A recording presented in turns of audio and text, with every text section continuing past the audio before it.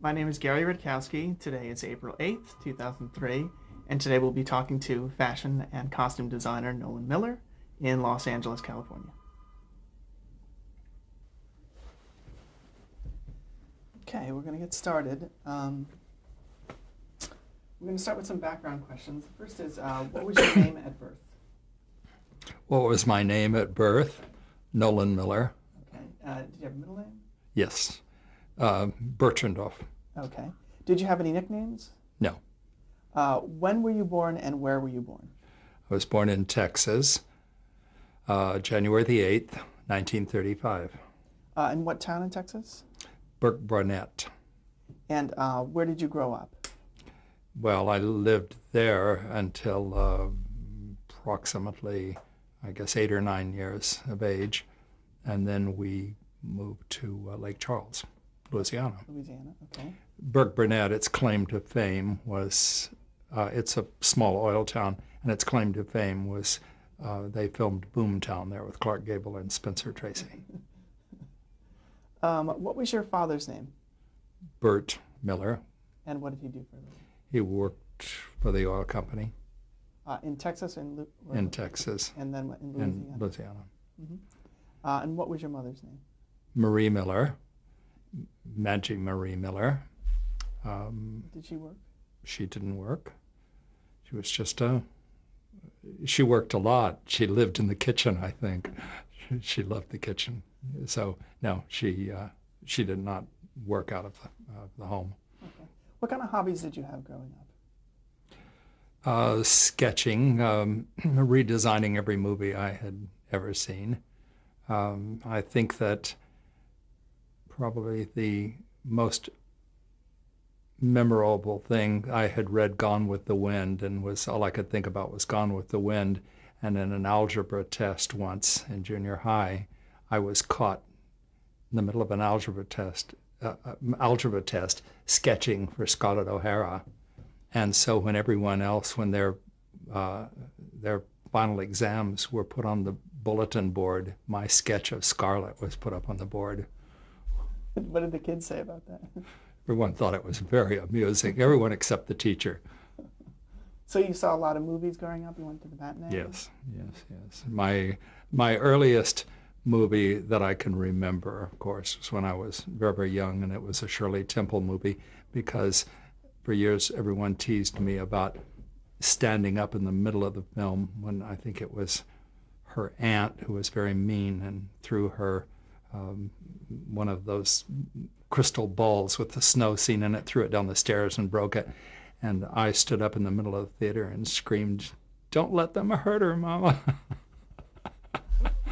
So I was very taken with movies at a very early age. When do you remember first seeing television? Television. We were the first in our neighborhood to have a television set, and I do remember that everyone, all the kids, would come over in order to see it. We had, I think our screen was about 6 inches. It was very small. I know that it was prior to I Love Lucy, and I can remember the Eddie Fisher show as a kid. So it was in the early 50s, I guess. Did you watch Milton Berle? No. Or Sid Caesar? No, Sid Caesar, of course. Mm-hmm. But no, I was taken with I Love Lucy, of course. And it's hard to believe that 50 years later they're still running every day. What high school did you attend? I attended 2 high schools. I went to school for a couple of years in Lake Charles, Louisiana, and then my junior and senior year, I graduated from San Bernardino High School. Okay. What extracurricular activities did you do? Art, and art. I was the only person in school with 3 periods of art. It's because I had an incredible teacher who went to the counselors and said, "You're wasting his time with algebra and whatever." They should have given me some spelling, though. I could have used that. But so I had three classes of art, And in fact, she's the most remarkable woman. She's the one who encouraged me to go to Chenard and study design. How did you end up making the move to San Bernardino? My family, my mother moved there. My father was dead. My mother moved there. Okay, so your family moved there. Yeah. Okay. And when was that? So it was like a junior year or something like that? I graduated from high school in 50. Mm-hmm. 50. I graduated half season. Okay. Or half term. What was the name of that art teacher that you were talking about? Hester Leverton, who... Did you see her afterward at anything? Oh, yes. I stayed in contact with her constantly. She would call and check on my progress at Chenard, and fortunately, I was able to once, when I was doing a major benefit with a major fashion show, I had her as my guest of honor. Wow. So she was around long enough to see your professional career? Yes. Mm-hmm. She kept in touch always with notes and things. She was a remarkable woman. She devoted her entire life to her students. She was never married or anything. That's great. Was she a professional before, or did she? No. She had been an art teacher, I think, from the time she was very young, and but she was so remarkable. She collected, in the summertime when she collected travel posters, and these travel posters covered a period from the 30s on. She had over 8,000 travel posters, which it was just a remarkable collection. And so all of the bulletin boards in her domain were always travel posters with stories about things. I mean, and of course, from the time I could remember, I loved Venice. I'm sure I must have lived in Venice in a previous life, because what 5-year-old kid living in a little town in Texas wants to know more about Venice? And my father kept saying, "Where the hell is Venice? What is he talking about?" Kind of thing. And so she was really that interest. She really tripled it even by telling me so much about Venice and showing me so many pictures and everything. She was remarkable. Where did you go to college, and what did you study? I started at a college in San Bernardino. I only went there a half year, and then I went to Chenard. Okay. And I studied costume design. Who were some of the people who taught there? Well, we had lecture classes, which we had permanent teachers, but we also had lecture classes. Edith Head would come and lecture, and one of the most influential people in my life was a designer from Warner Brothers called Howard Shoup. Can you tell me a little bit about him? He was, besides being the funniest person I've ever known, I mean, he was just so amusing when he would tell you anything, but he had been a designer. In New York, he had designed for George Heit's Scandals and for the Ziegfeld Follies before coming to Warner Brothers. He had been at Warner's from, I suppose, early 30s. He was very talented and very he had no ego at all. He was the most amazing man. And in fact, when I met Linda Darnell through him, he said to Linda, "You'll be very lucky one day if he designs for you." I mean, he just was so wonderful. Because when I was knocking on doors, the only two people who really tried to help me was Walter Plunkett at MGM, who called Western and tried to get me a job, and was instrumental in getting a job at NBC. And Howard Shoup, when I get really discouraged, I think, okay, I'm going back to Lake Charles. Because there was a period after Chenard that I went back to Lake Charles for a short time, and I had a job in a store as fashion coordinator.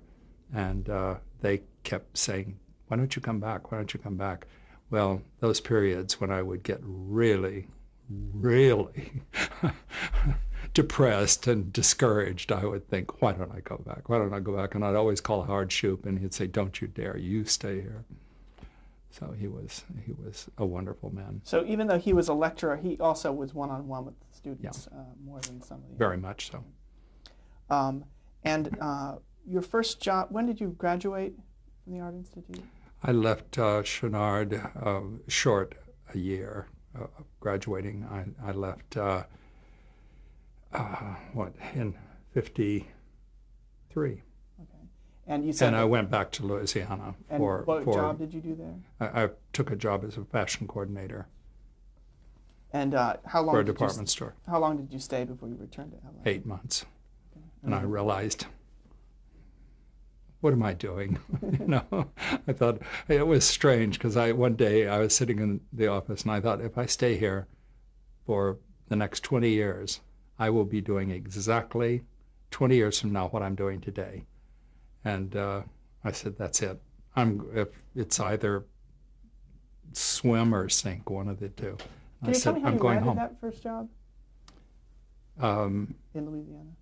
I was shopping with my sister and was helping her pick out some things, and the owner of the store started talking to me, and I told him I had just left Chenard Art Institute, that I was a designer, and they said, would you like to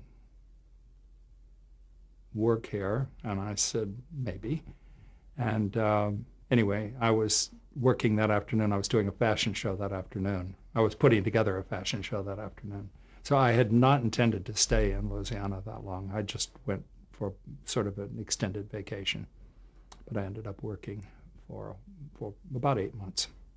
What attracted you to fashion initially? What turned me to fashion? Yeah. Movies. I mean, I loved movies. I lived from Saturday to Saturday, and of course, I particularly liked Joan Crawford, Barbara Stanwyck, but Betty Grable was, I mean, I knew when I watched Betty Grable movies that was what I wanted to do. All those costumes. What was it about it? Just the excitement of it? I have no idea. I just loved it.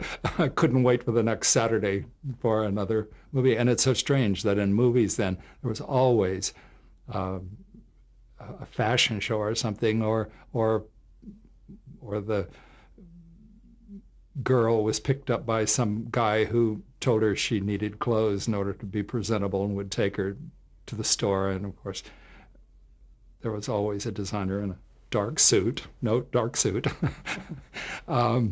and usually a staircase that the models came down, and I just thought, this is what I want. I didn't realize there were going to be 18-hour-a-day hard work sometime, but it sounded glamorous, and I loved the whole thing of movies and anything to do with a movie. I just wanted to work at a studio. So when you came back to Los Angeles, what was the state of Hollywood at that time in terms of costume? Dreary, because the 50s, the studios were in big trouble. They were closing their wardrobe departments. The era of just shopping for some clothes had begun. And of course, in television, the screen was so small that no one really cared what anyone wore. The first color show that I think I was aware of, maybe there were others, I don't know, was when I was working at NBC, was the Dinah Shore show. It was in color, and the clothes were important, and it was the first time that I had seen a show that the clothes were really considered important. Did you tour the studios? Did you see their costume departments? Yes, most of the studios I had interviews. I would call designers, and I must say most of them were very generous about telling me to bring my sketches and come to the studio. And then, of course, you'd always have such high hopes. You'd go to the studio and think, oh, I'm going to get a job today. And then they would look at your sketches and tell you that there was no work. And so after a while, I was forced to take a job in a flower shop in Beverly Hills. But after I had knocked on every door, and Walter Plunkett was, I had not met Walter Plunkett at that point, or Howard Shoup. But I called a number of designers. Ori Kelly was very nice, had me over to his apartment and showed me his paintings.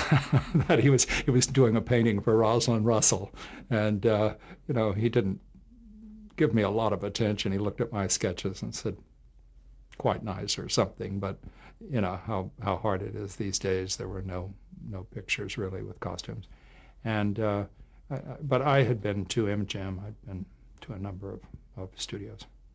What was the name of the flower shop you first worked at? I worked. There were a couple of shops in Beverly Hills, but the important one that I worked in was Fran Palais. Before that, didn't you work at one other one? I worked for Stanley Medeiros. Okay. How do you spell that? Madaris? Medeiros? It's close enough. Okay. It doesn't exist anymore. But it was an amazing shop because they did more like in those days premiere parties, because the premieres were always big, extravagant affairs, and probably 90% of his clientele were celebrities. And that's where they sent me to Joan Crawford's one day to do her Christmas tree, and I stayed 2 days. It took me a long time to do her Christmas tree. So describe that in detail, that experience. Well, she came in the door one day? She was wonderful. I had started work on the tree, and she came in and said hello to me, and was very pleasant. One of the things I remember, I was going to get a drink of water from the bar, and the maid said to me, "Oh, please, don't turn the water on in the sink there," because it was a stainless steel sink and there were no water spots in the sink, and it had to be dried out, so there was never a water spot or anything. He said, "Could you please go to the kitchen for water?" So I realized at that point how particular Miss Crawford was about everything. But the next day when I went, I took my sketches, showed her my sketches, and it didn't help at that point, but within a couple of years, I worked for her. Did you get to see much of her house? You were decorating her tree? I was all over the house, everywhere, and ended up doing. She always had a big photograph of by her bed of Judy Garland, and she kept roses there, and a big bowl of roses, like a shrine almost. Anyway, I one day arranged roses, so I saw her bedroom. She showed me her dressing room. It was quite amazing, and how she handled her clothes.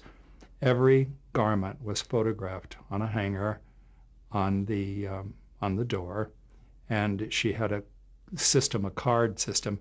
The cards had the shot, a photograph of the garment, a swatch of the fabric, and what the accessories were that she wore with it, the shoes, the handbag, usually which jewelry she wore and everything. And on the back of the card, she would write where she wore it and made notes of who was there. It was like it's the first time I'd seen anyone do that. I mean, if there was anyone important that she should remember having met, it was on the card, so that she would never wear the same garment with the same people. So you would see her going through the cards and picking something for that day? Much later. No, she showed me at the time her card system, the way that she filed everything and how she took care of everything, her secretary, and she did it. So years later, of course, I got very familiar with the index file. Okay, why did you leave Stanley Medeiros?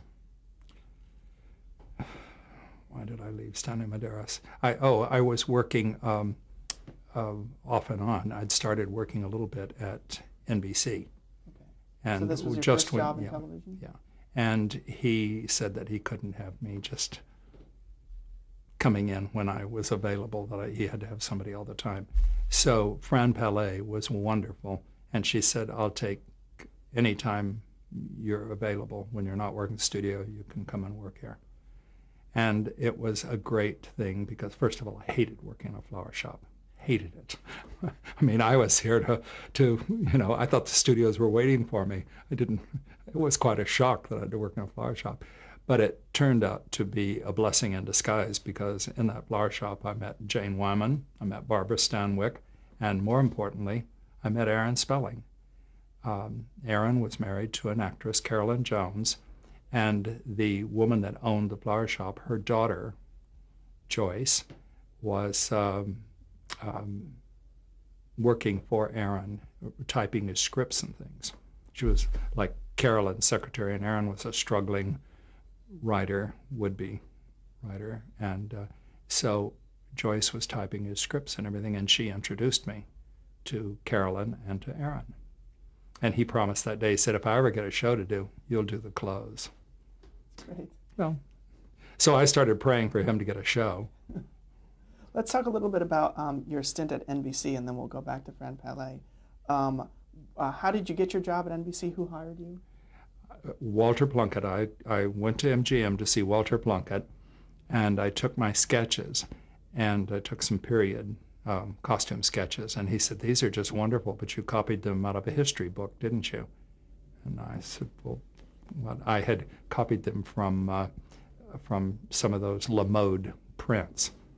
And he said, now go home and dream up some things on your own. Make me some sketches that you just do out of your imagination. So I did some sketches and took them back to him. And he said, very good. He said, now you don't need to copy out of a history book anymore, do you? And I said, no. And he was wonderful that day. He showed me incredible sketches that he had done that really, really impressed me.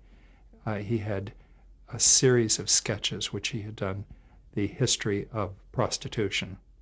And it started, the first sketch was like a Babylonian courtesan or an Egyptian courtesan, and it worked its way up through the 40s and through a streetwalker, with every detail was perfection. There were like 10 of the sketches. I never forgot how amazing they were and how detailed they were and how clever it was of him to do,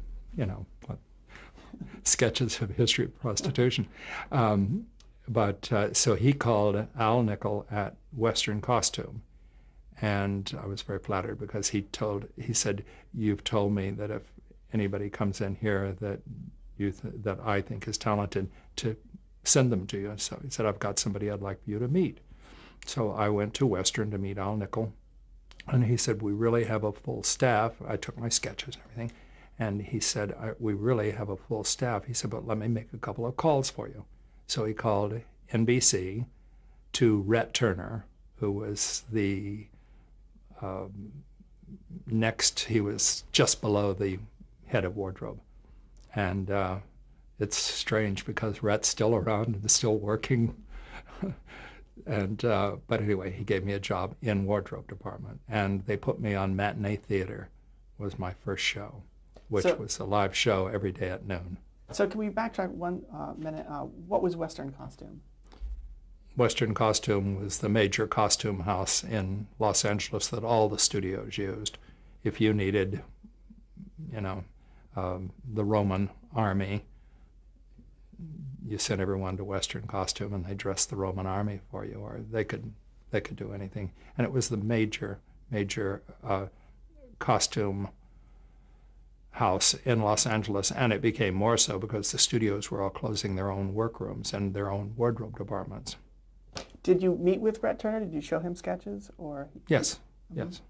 Okay. So I went to NBC to meet with, I think the head of the studio was Angie, somebody, I can't remember her name now, it's been a long time ago. But Rhett was just under her. I think he really ran the wardrobe department. So your first job in television was Matinee Theater. Mm-hmm. Can you talk about Matinee Theater? What was that show? It was an hour show every day at noon, and it was live every day. So there were 3 groups of people in the wardrobe department preparing shows, because one day it would be a modern show, one day maybe it would be a biblical thing, another day it might be, a comedy. So you would be, I think that like there were probably 3 or 4 people in my group, and I think we did 2 shows a week. One, if we were on a show that aired on Monday, then we would prep the rest of the week, and maybe we'd have a show for Thursday or something that week. So you were always prepping the next show. It was quite an amazing show, and particularly that it was live every day. Now, were you on the floor watching it live? Oh, sure. Were you working it in case something needed to be done? Oh, always. You know, you had to be right there. We went to work, I believe it was like around 4 in the morning, I think. We started the day of the show. And then there would be a run-through. The show, 10 o'clock, I think there would be a run-through. And then there would be a break. And then, of course, at 12 o'clock sharp was showtime. What do you remember? My first day on matinee theater, I got into trouble. My very first day, because it was a show with Ruta Lee and Jack Cassidy. And when the show started, Jack Cassidy was standing in front of a fireplace with a drink in his hand, and he threw the drink and the glass in the fireplace and broke it. And I'm standing just by camera, and all of a sudden he said, "Oh my God, give me my drink, give me my drink." And it was sitting over on some piece of furniture. And I picked it up and stepped in and handed it to him. And the prop man, when I stepped back out of camera, the prop man grabbed me by the shoulder and said, "You just touched a prop. You're in trouble." So I learned that. I said, "But it was 2 seconds to camera." And they said, "It's better he doesn't have his drink than for you to touch it." Okay, so I learned. Do you remember any memorable gaffes, like on live television, mistakes that happened? Oh, that were constant, but it was the same as live theater. They were professional enough that they covered up for it. There were, I mean, I don't remember any particularly, but it was, sure, if somebody missed their lines or something, the other actor just kept talking. How were the costume changes done? Fast. Because it was live. One particular show that I remember, Tom Tryon, it was a biblical thing, and he went from a very young man to like 100 years old. And when the episode, I mean, halfway through the show or a quarter of the way through the show, he starts growing a beard as a young man. And then the beard got longer, and part of it was starting to get gray. And then he had another beard and in the very end, the last of the show, he had a long white beard and white wig. And there were stations from between sets, because the sets were all in a very close area. And as he left that set and moved to the next one, there were like 3 people there. Somebody would pull the wig off of him and put another one on, and somebody would rip off his beard, and they'd have the other one ready to glue on. And the changes were just horrendous. Okay, we're going to stop there and switch